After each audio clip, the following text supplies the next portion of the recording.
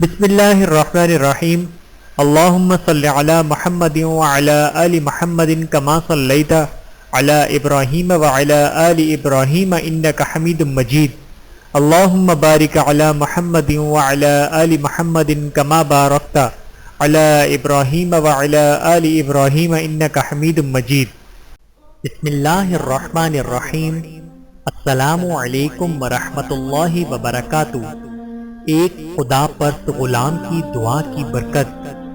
حضرت عبداللہ بن مبارک رحمت اللہ فرماتے ہیں کہ ایک مرتبہ مکہ معظمہ میں شدید قحط پڑا۔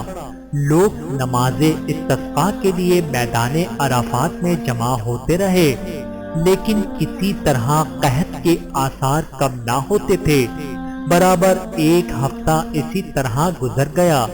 چنانچہ آئندہ ہفتہ جمعے کی نماز کے بعد لوگ پھر عرفات میں جمع ہوئے تو میں نے دیکھا کہ ایک سیاہ فام ضعیف و ناتواں انسان ہے جس نے 2 رکعت نماز پڑھ کر اللہ تعالیٰ سے دعا مانگی اور سجدے میں گر کر قسم کھائی کہ تیری عظمت و جلال کی قسم، اس وقت تک سجدے سے سر نہ اٹھاؤں گا جب تک تو باران رحمت سے اپنے بندوں کو سیراب نہ کر دے گا۔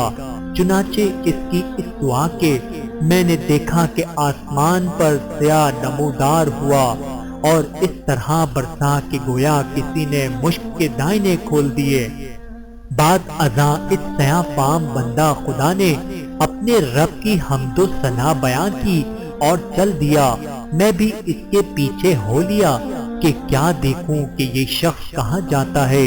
جب وہ چلتے چلتے ایسے مکان میں داخل ہوا جہاں ایک بردہ فروش رہتا تھا، میں یہ دیکھ کر واپس چلا آیا اور صبح کو کچھ روپیہ لے کر اس بردہ فروش کے مکان پر پہنچا کہ کہا مجھے ایک غلام خریدنے کی ضرورت ہے۔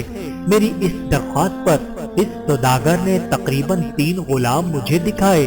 ان سب کو دیکھ بھال کر میں نے کہا ان کے علاوہ اور بھی کوئی غلام ہے؟ اس نے جواب دیا ہاں، ایک منحوس سا غلام ہے جو کسی سے بات بھی نہیں کرتا۔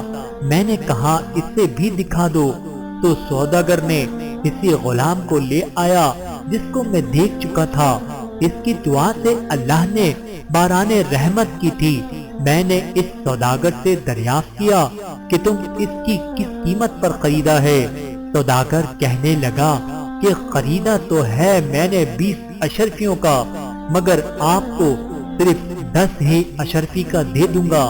یہ سن کر حضرت عبداللہ بن مبارک نے فرمایا کہ ہمیں اس کی ضرورت نہیں، بلکہ میں تم کو اس کی قیمت میں 27 اشرفیاں زیادہ دوں گا۔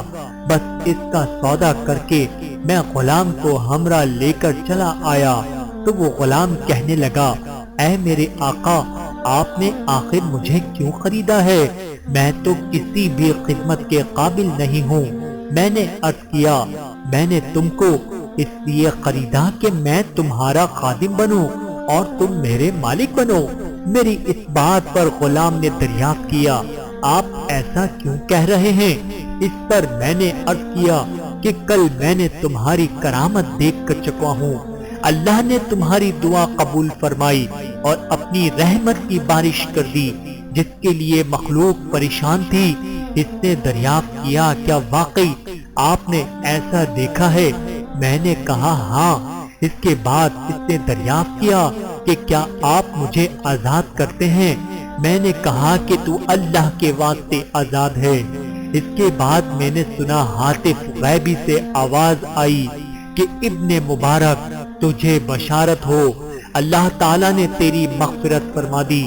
بعد ازاں اس غلام نے کامل وضو کر کے 2 رکعت نماز پڑھی اور کہا کہ اس چھوٹے آقا کی آزادی پر تو اللہ کا شکر ہے، مگر مولائے اکبر کے آزاد کرنے پر اس کا شکر کس طرح ادا کروں؟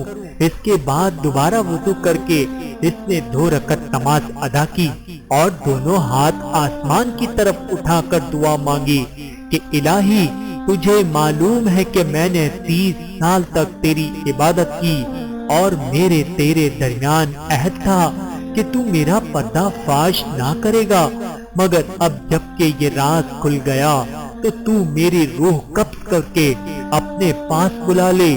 اتنے میں وہ بے ہوش ہو کر گر گیا۔ جو دیکھا تو اس کی روح پرواز کر چکی تھی۔ حضرت عبداللہ بن مبارک رحمت اللہ فرماتے ہیں کہ میں نے اس کو معمولی کفن دیا اور نماز پڑھ کر دفن کر دیا۔ بس جب میں سویا تو کیا دیکھتا ہوں کہ دو خوبصورت بزرگ عمدہ سا لباس پہنے ہوئے، ان میں سے ایک صاحب نے مجھ سے فرمایا کہ اے ابن مبارک، کیا تجھے اللہ تعالیٰ سے شرم نہیں آتی؟ اور یہ کہہ کر جب وہ چلے تو میں نے دریافت کیا کہ آپ کون ہیں؟ تو انہوں نے کہا کہ میں محمد رسول اللہ صلی اللہ علیہ وآلہ وسلم ہوں، اور یہ میرے پاس حضرت ابراہیم علیہ السلام ہیں۔ آخر میں نے دریافت کیا کہ میں اللہ سے کس طرح نہیں شرمایا، حالانکہ کثرت سے نماز پڑھتا ہوں۔ اس پر انہوں نے ارشاد فرمایا کہ آج اولیاء اللہ میں سے ایک ولی کی وفات ہوئی اور تم نے اس کو اچھا کفن نہیں دیا۔ چنانچہ جب صبح ہوئی تو میں نے اس غلام کی لاش کو قبر سے نکال کر نہایت عمدہ اور نفیس کفن پہنایا اور دوبارہ نماز جنازہ ادا کر کے دفن کر دیا۔ اللہ تعالیٰ اس پر اپنا رحم فرمائے، آمین۔ بہوالا حکایتوں کا گلدستہ۔